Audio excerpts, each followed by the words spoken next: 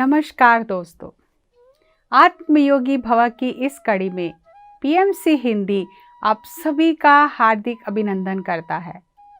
7वां ध्यान महाचक्र हैदराबाद करताल 23 दिसंबर 2016। आज का विषय है योग और पुनर्जन्म। पत्री जी कहते हैं, my dear friends, my dear masters, my dear gods, इस प्रपंच में 3 तरह के लोग होते हैं। पहला योगी, दूसरा जो योगी नहीं है, तीसरा योग भ्रष्ट। अर्जुन ने श्री कृष्ण जी से प्रश्न पूछा, जो लोग योग भ्रष्ट हो जाते हैं, मृत्यु उपरांत उनका क्या होता है?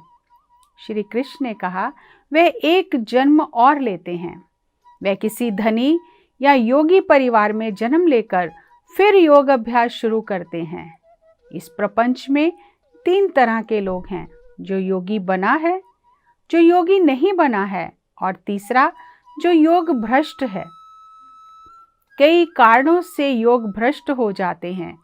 जो योग भ्रष्ट नहीं हुआ और अपने आप को बचाकर चल रहा है, वह हमेशा जागरूक रहता है।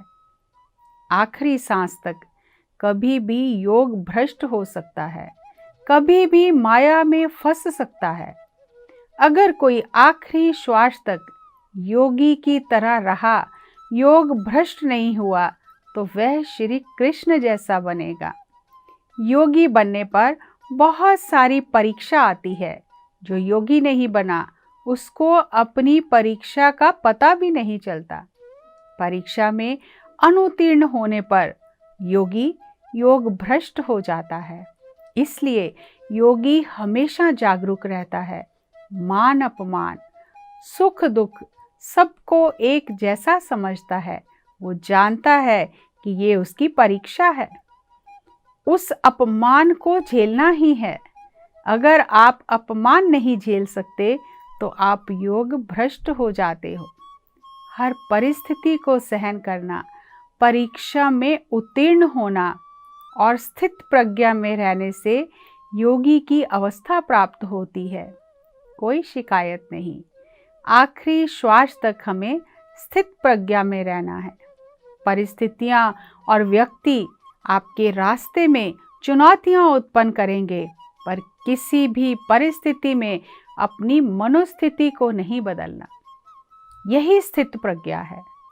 योगी अपनी परीक्षा में पास हो जाता है और परीक्षा में फेल होने से योग भ्रष्ट हो जाता है। प्रपंच, संसार योगी का अपमान करता है और उसे नीचा दिखाता रहता है। अगर आप अपमान को झेल नहीं सकते तो आप योग भ्रष्ट हो जाते हैं। आखिरी श्वास तक योगी स्थित प्रज्ञा में रहता है। प्रज्ञा है पर स्थित नहीं है। योग है पर योग भ्रष्ट हो गया। जिस प्रकार क्रिकेट की भाषा में कहते हैं, ये बल्लेबाज आउट नहीं हुआ, ये नॉट आउट है। जिस प्रकार एक बल्लेबाज हर गेंद पर अच्छे से खेलता है, अगर वह खेल से बाहर हो जाता है तो इसका अर्थ है उस क्षण उसकी एकाग्रता भंग हुई है, इसलिए गेंद कैच हो गया है।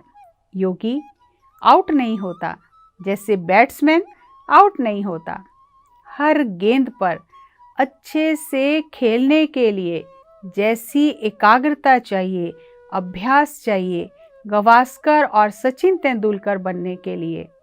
अगर आउट हो गया तो पुनर्जन्म होता है। जीवन की हर परीक्षा में उत्तीर्ण होने के लिए योगी को उससे भी ज़्यादा जागरूकता चाहिए। आउट होने से पेविलियन में जाना पड़ता है, रिलैक्स होके फिर मैच खेलना है। मैं पिरामिड मास्टर हूँ, मैं परम योगी हूँ, मैं नॉट आउट हूँ। प्रपंच गेंद फेंक रहा है, आप बल्लेबाज हैं, आपको कुशलता से खेलना है। द्रौपदी का चीरहरण हुआ। पांडव वहाँ बैठे थे, लेकिन वे अपने समय का इंतजार कर रहे थे। अब्रह्म भुवनः लोकः पुनरावर्तिनो अर्जुनः मामुपेत्य तु कान्ते पुनर्जन्म न विद्यते। भूलोक, जनालोक, भुवरलोक, तपोलोक और ब्रह्मलोक में जाने के बाद भी धरती पर वापस आना पड़ता है। श्री कृष्ण कहते हैं, मेरी स्थिति पर पहुंचने के बाद फिर पुनर्जन्म नहीं है। भूलोक से जनालोक, जनालोक से आए हो, कुछ पाठ सीखे, कुछ नहीं सीखे। जनालोक में 8 लोक हैं, भुवरलोक में 4 लोक हैं, सुवरलोक में 4 लोक हैं। अगर आपने जनालोक में अच्छा काम किया तो पहले पड़ाव से दूसरे पड़ाव में जाओगे। अगर आप दूसरे पड़ाव से आए हो तो तीसरे पड़ाव में जाओगे। जब आप जनालोक से आकर अच्छा काम करके जाओगे तो जनालोक में उत्सव मनाया जाता है कि आप पास होकर, सफल होकर आए हो। असफल होने पर, फेल होने पर फिर दोबारा भूलोक में आना पड़ता है। जो आत्महत्या करते हैं वो भुवरलोक में जाते हैं। कारण लोक में ही घूमते रहते हैं भूत की तरह। कारण लोक से आगे यानी 7वें तल पर हो तो 8वें तल पर जाते हो। ध्यान करके, निस्वार्थ सेवा करके महाकारण लोक जाते हो तो विशिष्ट व्यक्ति बन जाते हैं। भूलोक एक स्कूल है। कारण लोक से आत्मा सीखने के लिए आती है। महाकारण लोक से वापस आने की ज़रूरत नहीं है क्योंकि ये विशिष्ट व्यक्ति बन गया है। लेकिन अगर वह तपोलोक जाने की इच्छा करता है तो फिर भूलोक में आना ज़रूरी है। भूलोक, भुवरलोक, सुवरलोक, कारण लोक, महाकारण लोक, तपोलोक, सत्यलोक। कारण लोक से आत्मा धरती पर यानी स्कूल में आती है। कारण लोक घर और भूलोक स्कूल है। महाकारण लोक यानी सभी पाठ सीख लिए तब आप महाकारण लोक में जाते हैं। मैं और मेरा से ऊपर उठना है। कई लोग बिना ध्यान करके भी मैं और मेरा से ऊपर उठ गए हैं। वे सब महालोकवासी हैं। जिनका तृतीय नेत्र जागरूक है वे तपोलोकवासी हैं। ब्रह्मलोक जाने पर भी दोबारा धरती पर आना पड़ेगा। तृतीय नेत्र जागृत करके ब्रह्मांड के रहस्य जानकर दूसरों को नहीं बताया तो दूसरों को सिखाने के लिए फिर आपको धरती पर आना पड़ेगा। ध्यान सीखने से ही आत्मा की यात्रा खत्म नहीं होती, दूसरों को सिखाना भी है। अगर एक को भी अपनी तरह बनाया तो आप सत्यलोक जाओगे। श्री कृष्ण ने अर्जुन से कहा, मुझे भूलोक आने की ज़रूरत नहीं है क्योंकि मैं सब कुछ जानता हूँ और मैंने सब कुछ पा लिया है। श्री कृष्ण ने 4 लोगों को अपने जैसा बनाया, रुक्मणी, विदुर, सुदामा और अर्जुन। श्री कृष्ण की स्थिति में पहुंचने के बाद फिर दोबारा धरती पर आना नहीं पड़ता। भूलोक, भुवरलोक, सुवरलोक, जनालोक, महालोक, तपोलोक यानी ब्रह्मलोक जाने के बाद भी धरती पर आना पड़ता है। सत्यलोक जाने के बाद तुम एक और आत्मा की सृष्टि कर सकते हो। तुम अंश आत्मा को जन्म देकर उसे कारण लोक में भेज सकते हो। जैसे एक स्त्री पुरुष बच्चे को जन्म देते हैं। कारण लोक में आत्मा जान लेती है कि मैं आत्मा हूँ, लेकिन मेरा जन्म कैसे हुआ ये पता नहीं है। कारण लोक से आत्मा भूलोक में आती जाती रहती है। पुनरपि जननम पुनरपि मरणम। आत्महत्या नहीं किया तो कारण लोक से आगे जाते रहते हैं। इसलिए आत्महत्या कदापि ना करें। ये नंबर 1 पॉइंट है। चाहे पिरामिड आश्रम में रहो पर आत्महत्या कभी नहीं करना है। यहाँ पिरामिड आश्रम में सेवा करके भी जी सकते हैं। आइए दोस्तों, इस विषय को थोड़ा गहराई से समझते हैं। ये गहराई से समझने वाला विषय है। अर्जुन ने श्री कृष्ण भगवान से पूछा कि जो व्यक्ति योग भ्रष्ट हो जाता है मृत्यु उपरांत उसका क्या होता है? तो श्री कृष्ण भगवान उत्तर देते हैं कि संसार में 3 तरह के लोग हैं। एक योगी, एक जो योगी नहीं है, और एक जो योग भ्रष्ट हो गए हैं। फिर वो किसी अच्छे परिवार में जन्म लेते हैं, धनी परिवार में जन्म लेते हैं, योगी परिवार में जन्म लेते हैं और वहाँ से अपनी यात्रा आगे शुरू करते हैं। ये जन्मों जन्मों की यात्रा है। एक योगी जानता है कि धरती पर जब वो जन्म लेकर आया है तो धरती पर हर पल परीक्षा होती है। ये परीक्षा भवन है। कारण लोक में आत्मा सब कुछ सीखकर धरती पर आती है और ये धरती परीक्षा भवन है। और जो योगी है वो हर पल जागरूक रहता है। उसे ये पता है कि यहाँ मेरी परीक्षा हो रही है। वो किसी से कोई शिकायत नहीं करता, हमेशा स्थित प्रज्ञा में रहता है। ये स्थित प्रज्ञा क्या है? यानी उसकी मनोस्थिति कभी भी हिलती नहीं है। एक संसारी व्यक्ति, उसे मान मिलता है तो उसे अहंकार हो जाता है, अपमान मिलता है तो वो दुख में डूब जाता है। कई तरह की बीमारियां उसे घेर लेती हैं।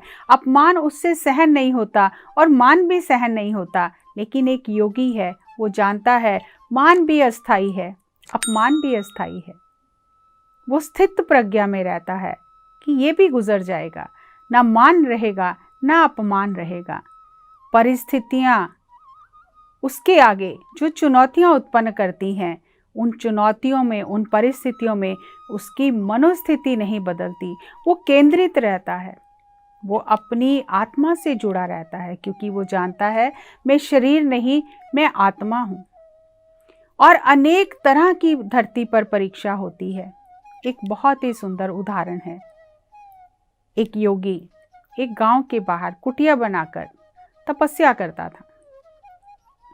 गांव में उसका बहुत मान सम्मान था। एक बार उस गांव में एक बच्ची गर्भवती हो गई और जब लोगों ने उससे पूछा कि इसका कारण कौन है, तो वो शादीशुदा नहीं थी। डर के कारण उसने योगी का नाम बता दिया कि ये योगी है इसका कारण। तो गांव वालों ने बहुत अपमान किया और योगी को गांव से बाहर निकाल दिया। लेकिन योगी ने एक शब्द भी नहीं बोला। योगी उस बच्चे को लेकर गांव से बाहर चला गया। उस बच्चे की परवरिश की, अपनी साधना की।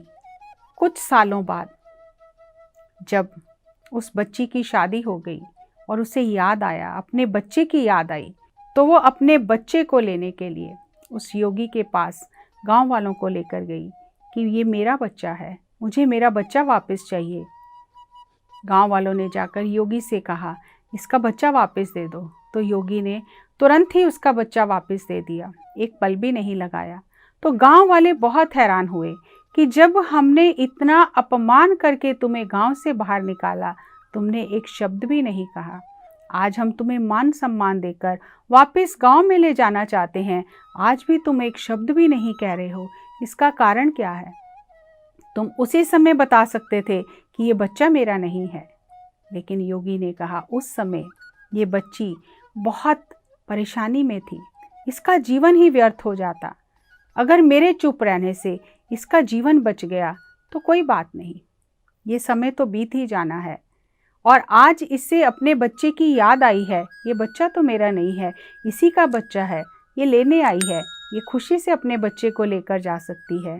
तो इस तरह दोस्तों योगी मान और अपमान में स्थित प्रज्ञा में रहता है। उसकी मनोस्थिति मान और अपमान में हिलती नहीं है। और यहाँ पत्री जी ने एक बहुत ही सुंदर उदाहरण दिया कि जैसे एक बल्लेबाज खेलता है। पत्री जी का ये विलक्षण गुण है कि वो हमें ऐसे उदाहरण देते हैं जो सीधे हमारी अंतरात्मा में उतर जाते हैं। कोई कठिन उदाहरण नहीं, हमारे रोज़मर्रा के जीवन से जुड़े हुए उदाहरण देते हैं। जैसे एक बल्लेबाज खेलता है, वो बल्ला लेकर मैदान में खेलने जाता है। कोई भी गेंद फेंकने वाला ये नहीं चाहेगा कि बल्लेबाज ज़्यादा से ज़्यादा रन बनाए। गेंद फेंकने वाला हमेशा यही चाहेगा कि बल्लेबाज पहले ही गेंद पर आउट हो जाए, उसके लिए उसे इनाम भी मिलता है। लेकिन बल्लेबाज अपनी पूरी कुशलता, ऊर्जा और एकाग्रता के साथ खेलता है, क्योंकि उसे पता है कि मुझे पूरी एकाग्रता के साथ अपना खेल खेलना है, कुशलता के साथ अपना खेल खेलना है। अगर वो बल्लेबाज मौका चूक जाता है, गलत खेल देता है और आउट हो जाता है, तो इसका यही अर्थ है कि उसकी एकाग्रता भंग हुई है। लेकिन जो योगी है वो ये जानता है कि प्रपंच में मान अपमान, सुख दुख ये गेंद की भांति मेरी ओर आ रहे हैं, लेकिन मुझे हर एक गेंद पर 6 रन बनाने हैं, मुझे हर गेंद पर अपना बेहतर देना है और मुझे नॉट आउट ही रहना है। जो बल्लेबाज नॉट आउट होकर जाता है, यानी खेलते खेलते भी वो आउट नहीं हुआ, जागरूकता से रहा, एकाग्रता से रहा, कुशलता से खेला, तो उच्च लोकों में जब ऐसे योगी जाता है तो उसका बहुत ही मान सम्मान होता है और वहाँ उत्सव मनाया जाता है। महाकारण लोक में जो आत्मा निस्वार्थ सेवा करके लोक कल्याण के काम करके जाती है, तो महाकारण लोक में जाकर उसे धरती पर आने की ज़रूरत नहीं है। लेकिन अगर वो वहाँ से आगे बढ़ना चाहती है, मान लो अगर इसे और साधारण तरीके से समझा जाए कि 10 कदम वो आगे बढ़ चुकी है, उसे 11वें कदम पर जाना है, अगले और स्तर पे जाना है, तो जाने का मार्ग भूलोक से होकर ही जाता है। हर बार आत्मा को एक कदम आगे बढ़ने के लिए भूलोक पर आकर परीक्षा देनी है, और अगर वो परीक्षा में उत्तीर्ण हो जाता है तो धीरे धीरे आत्मा अपनी यात्रा में आगे बढ़ती रहती है। लेकिन अगर परीक्षा में अनुत्तीर्ण हो गया तो बार बार आत्मा को धरती पर जन्म लेना पड़ता है। आत्मा अपनी यात्रा में आगे बढ़ना चाहती है, इसलिए वो बार बार अपने सबक सीखने के लिए धरती पर जन्म लेती है। कारण लोक आत्मा का घर है, भूलोक एक स्कूल है, एक परीक्षा भवन है, और आत्मा जनालोक, तपोलोक, ब्रह्मलोक में जाकर भी वापस धरती पर आती है। सत्यलोक जाने से आत्मा को सब सबक सीख लिए, अब धरती पर आने की ज़रूरत नहीं। इसीलिए श्री कृष्ण भगवान ने कहा, मेरी स्थिति पर पहुंचकर फिर धरती पर आने की ज़रूरत नहीं है। और यहाँ एक बहुत ही अद्भुत बात पत्री जी ने और बताई। हमें लगता है हमारी थर्ड आई एक्टिवेट हो गई है, हमारा तृतीय नेत्र उजागर हो गया है, हमने ब्रह्मांड के बहुत सारे रहस्य जान लिए हैं, हम सूक्ष्म शरीर यान कर सकते हैं, हम बहुत कुछ जानते हैं, हमने बहुत ध्यान कर लिया, बहुत ज्ञान अर्जित कर लिया। लेकिन ज्ञान अर्जित करके, ध्यान करके भी आत्मा को पुनः धरती पर आना होता है। किस लिए? दूसरों को ध्यान सिखाने के लिए, क्योंकि जो अर्जित किया है धरती पर आकर उसे बांटा नहीं है, बांटना नहीं सीखा। श्री कृष्ण भगवान ने विदुर, सुदामा, रुक्मिणी और अर्जुन को अपने जैसा बनाया। जो आत्मा धरती पर आकर साधना करके सारे सबक सीख लेती है, दूसरों को सिखाने के लिए उसे दोबारा धरती पर आना पड़ता है। इसीलिए पत्री जी ने पिरामिड स्पिरिचुअल सोसाइटीज मूवमेंट के जो आधारभूत नियम बनाए, उसमें सबसे पहला जो सूत्र दिया, ध्यान करना और ध्यान सिखाना, इन दोनों को साथ साथ रखा। ये 2 सूत्र अलग नहीं हैं, एक ही सूत्र है। आज आपने ध्यान सीखा है, आज से ही आप ध्यान सिखाना शुरू करो। कोई यहाँ पर सिलेबस नहीं है, कोई कोर्स नहीं है, आपको कोई सर्टिफिकेट नहीं लेना है, कोई प्रमाण पत्र नहीं चाहिए। आज आपने ध्यान सीखा, ये ध्यान विधि आप दूसरों को सिखाओ। आज से ही ध्यान सिखाना शुरू करो। आज आपने एक पुस्तक पढ़ी है, उससे आपको ज्ञान मिला है, तो ये ज्ञान दूसरों में भी बांटो। वो पुस्तक दूसरों को उपहार स्वरूप दो, ताकि वो भी उस पुस्तक से ज्ञान ले सके। तो अपने अनुभवों को बांटना, यानी हम जो भी यहाँ पर साधना करके अर्जित कर रहे हैं, हमें वो साथ ही साथ बांटते भी जाना है। नहीं तो अर्जित करके चले जाएंगे तो बांटने के लिए वापिस से एक जन्म और लेना पड़ेगा और धरती पर आना पड़ेगा। मैं और मेरा से हमें बाहर आना है। ये मेरा और मैं, ये बंधन है। और कई ऐसी आत्माएं हैं जो ध्यान नहीं करती हैं, लेकिन फिर भी मैं और मेरा के बंधन से बाहर आई हैं, जैसे मदर टेरेसा। सेवा की, निस्वार्थ सेवा की, और निस्वार्थ सेवा करके, लोक कल्याण के कार्य करके महाकारण लोक में पहुंच गए। अब महाकारण लोक से अगर आगे जाना है तो पुनः धरती पर जन्म लेना है। तो धरती पर जन्म लेने के लिए यहाँ आकर जिस सत्य को हम उच्च लोकों में जानते हैं, उस सत्य के साथ जीवन जीना है, परीक्षा में उत्तीर्ण होना है, और परीक्षा में उत्तीर्ण होकर ही हम अगली कक्षा में जा सकते हैं। और इसमें एक और ही अद्भुत सूत्र पत्री जी ने दिया कि आत्महत्या ना करें। आत्महत्या करने से आत्मा भूलोक और कारण लोक और भुवर लोक में घूमती रहती है, भूत बनकर घूमती रहती है। जिन परिस्थितियों से डरकर, जिन कठिनाइयों का सामना ना करते हुए घबराकर आत्महत्या की है, आत्महत्या शरीर की हत्या नहीं, आत्म की हत्या, यानी आत्मा को जबरदस्ती इस शरीर से बाहर निकलने पर मजबूर करना।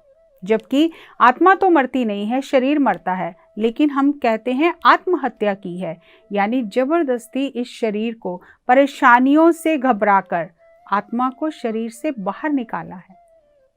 तो आत्महत्या करने से आत्मा घूमती रहती है और उसकी यात्रा और लंबी हो जाती है।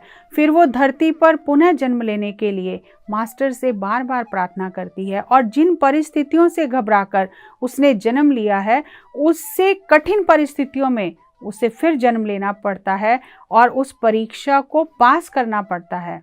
जब तक आत्मा वो परीक्षा पास नहीं करती तब तक आगे नहीं जा सकती। तो आत्महत्या करके हम अपनी आत्मा की यात्रा को और कठिन कर लेते हैं और लंबा कर लेते हैं। आप किसी आश्रम में जाकर रह सकते हैं, सेवा करके जी सकते हैं, एक रोटी खाएं और ध्यान करें। भूख के कारण मरना अज्ञानता है। ध्यान करके भूख कम हो जाती है, नींद कम हो जाती है, समस्याओं का समाधान मिल जाता है। तो आपके अंदर ऊर्जा और शक्ति जागृत हो जाती है। आप उन समस्याओं का मुकाबला कर सकते हैं। तो समस्याओं से घबराकर कभी भी आत्महत्या ना करें। ये मानव जीवन एक अवसर है, इस अवसर का भरपूर लाभ लें।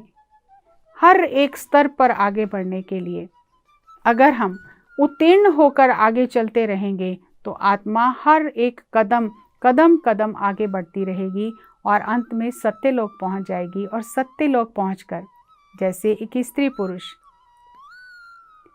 एक बच्चे का सृजन करते हैं, इसी तरह आत्मा अपनी चरम सीमा को छूकर परमात्मा बनकर एक और आत्मा का सृजन करके उसे कारण लोक में भेजती है, और वहां से फिर उस आत्मा की यात्रा शुरू होती है। ये सृष्टि अत्यंत अद्भुत है। इन रहस्यों को अगर हम ग्रंथों में समझना चाहें तो हम नहीं समझ पाएंगे, लेकिन पत्री जी ने अत्यंत सरल, सहज और रोज़मर्रा के उदाहरणों से हमें जो सत्य समझाया है, हमें जो सत्य बता रहे हैं, और जो हमें इन रहस्यों को खोलने की बार बार चाबी दे रहे हैं, बार बार याद करा रहे हैं कि ध्यान करो, ध्यान करो। कोई भी समस्या है, ध्यान करो। ध्यान करने से ही आप सब कुछ ठीक कर लेंगे, सब कुछ पा लेंगे। तो दोस्तों, इन विषयों को गहराई से समझकर हम अपने अंदर उतारें और प्रतिदिन ध्यान करें। अगर हम ध्यान नहीं करेंगे, खाली सुनते ही रहेंगे, तो थोड़ी देर उसका असर होगा और फिर हम भूल जाएंगे। लेकिन अगर हम ध्यान करेंगे, अपने पात्र को खाली करेंगे, अपने मन को शून्य करेंगे, तो ये अद्भुत दिव्य ज्ञान हमारे भीतर बस जाएगा और हमारे जीवन में उतर जाएगा। और यही तो चाहिए। सत्य के अनुसार जीवन जीने से फिर धरती पर दोबारा नहीं आना पड़ता। तो आइए ध्यान करते रहें, दूसरों को ध्यान अवश्य सिखाएं। ऐसा ना हो कि ध्यान करते रहें और दूसरों को ना सिखाएं, फिर दोबारा धरती पर आना पड़े सिर्फ सिखाने के लिए। तो ध्यान करते रहें, दूसरों को ध्यान सिखाएं और अपने जीवन को धन्य बनाएं। अगली कड़ी में फिर एक नए विषय के साथ आपसे मुलाकात करेंगे। तब तक नमस्कार, धन्यवाद।